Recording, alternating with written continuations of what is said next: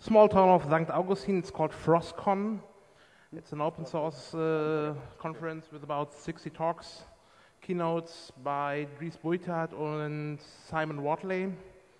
Come to me afterwards if you have any other questions, and excellent. That's so my plug. Shameless plug time. Emmanuel, when's the next Hope? Yeah, well, actually, just to clear up any confusion that was left over from last year, the last Hope was not the final Hope. It was simply the previous Hope. The next Hope takes place next year, July 16, 17, 18. We have not yet announced it, but I guess I sort of just did. So start looking for cheap airfares now, because we're going to make this one really, really cool. And hopefully continue the tradition in New York. Cool. Start planning for FOSDEM in February too. There's a Lug Radio coming on in October, isn't there? Yep, Lug Radio Live. Is this in the US? 2009? No, we're not doing a US one this year. Okay. We did it in the US last year, and it was a massive ball ache, so we're not doing it again. Lug Radio Live is the 24th of October in the UK, so go and look at lugradio.org/live. You know it makes sense. Awesome. The tour camp just happened. So yeah, Tour Camp just happened over 4th of July weekend, but we also have TourCon San Diego coming up pretty much the same weekend, October 23rd to the 25th. So you can choose between either of our conferences. But supposedly there may or may not be hackers on a plane from here to TourCon, so we'll see if that happens. Awesome. But CFP and registration just opened. PlumberCon happened only last weekend. Right, so do you have anything else planned for? Only just a week back. There will be another one next year, I guess. I have been told. So. Cool. Did the State of the Map Amsterdam recently, or is that coming up? Yeah, State of the Map just happened in Amsterdam last month. Next year's one location as yet undecided, probably either Germany or the US. Okay, cool. NeighborCon will be in Knoxville next summer. It's Knoxville, Tennessee. It's the most foreign place you can imagine. We have jig dancing, we have Dolly Parton, we have all sorts of neighborly things. 25 ounces of beer runs $1.50 US, and a very nice, say, sushi-grade ahi tuna steak will only cost you $12. It's the greatest place on earth. Excellent, excellent. Was there another comment here? Do we want to take a question from the audience? Does someone have a question? If we have. Is this on? Yeah. I was just curious. I'm aware that the general public is part of this organisation, like I am myself, but how many people are actually in the core part of the, as an organiser, how many organisers are there? Sure, how many core organisers are there involved? For an event like this. For ourselves, we had about 200 people show up, and there was a core organising committee of maybe 5 or 6.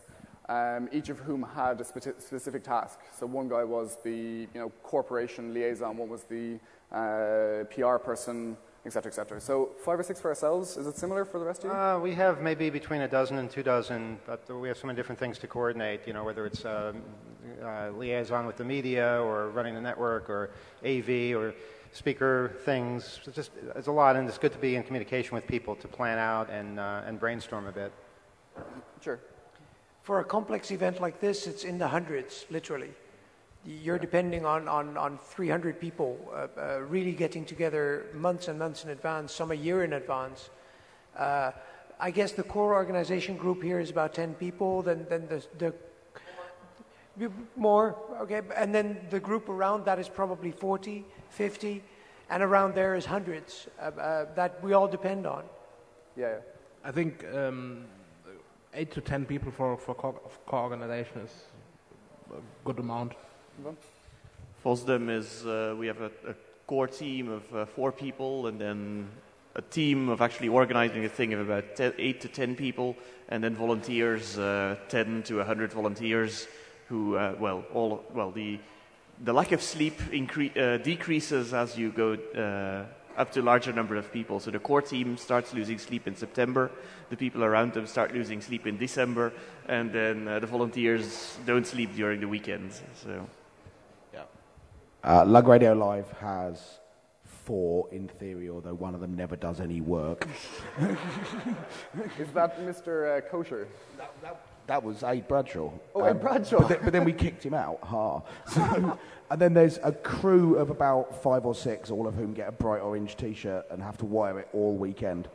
And other than that, and that's all we really need. People chip in over the thing, but you can organise something with quite a small number of people. Yeah, this is where crew is really, really, really helpful.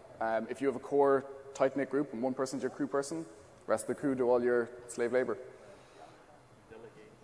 Go ahead. Yeah, with Touricon we have 3 main people that are kind of like the main organizers behind the whole thing. They do most of the planning up until the event, and then during the event we have 30, 40 volunteers that handle everything else. And so we're a much smaller event though, so we can kind of get away with that, and we've been doing it for a long time. So it's kind of second nature to us 3, and it's really hard to really break away from that. But yeah. I think it kind of also goes up in terms of size. The bigger your conference, the more people who will be involved in helping out, the more that needs to be done. Yeah, I have to admit that for PlumberCon there was a core team of 1 person. And that is up until the last week before the conference when I really freaked out, and we upgraded to dual core. So at least I outsourced the whole streaming thing. But then again, there was a huge mermaid team and really much support from the local hackerspace, of course, Finn being one of these persons. Yes.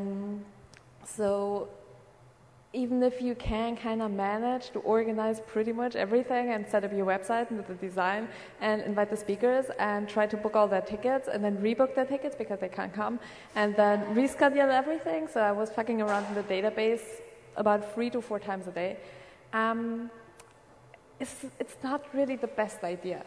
But even then, if you manage, you will need at the conference a team of people that are working as session chairs, that do look after your network because you seriously don't want to do this yourself, that stand at the desk, like info desk or cash desk or whatever. And for PlumberCon, we call these people mermaids, in remembrance of the CCC angels. And these were about, I would say, 10 people all in all. Okay. Your state of the map again is a bit different because there's half a team which is in each individual country, and there's half a team which is for all conferences. Yeah, but typically there's about 8 to 10 people on the organising committee in a particular year, and about half of those from the OpenStreetMap Foundation and half from the local country. Our attendee numbers have been up to about 250, and at the events then we probably have about another 20 people running around handling mics, video, cameras, network, all of that stuff. Sure. So at NeighborCon Knoxville, we got away with almost no planning by having a very small crowd that knew each other and came by personal invitation. For NeighborCon Vegas, we decided to have an alternative conference to Black Hat. And we co-located this with another conference called B-Sides that decided to do the same thing. So we wound up with around 350 people coming in at some point or another during the conference, and all hell broke loose organizationally. And we lit the venue on fire. We did a couple of other things like that. So for that, we had a much larger group, about 15 or 20 that were doing the organization, and 2 or 3 saviors that kept it all from going to hell. Cool. Yeah, I think that if you want to start working on one now, typically you need a few months, 3, 4, 5, 6 months, depending on the size. Set up a mailing list. Everyone who's involved, stick them on the list, and basically keep everybody informed. Don't have any closed doors. Delegate, keep track of what people are doing, and make sure that they know their job. Don't just give them a job and not tell them exactly what they need to do. Do we have any other questions? Yeah, go ahead. This isn't so much of a question, it's just a thanks to every one of you up there who has gone through, having been a core organizer for Hope since the mid-90s, I know there's a lot of angst. I've seen Emmanuel go through, and I'm sure every one of you has gone through significant angst putting together cons because of sometimes organizing hackers, even though they're very enthusiastic, can be like herding cats. So I know all of you have gone through an awful lot of trouble and satisfying work to get your hacker cons working. And I just wanted to thank all of you for all the work you've done. You've brought together literally tens of thousands of people to overall and help build relationships and bridge communities and create a symbiosis that is unlike anything I've ever seen. So thank you very much. Thank you.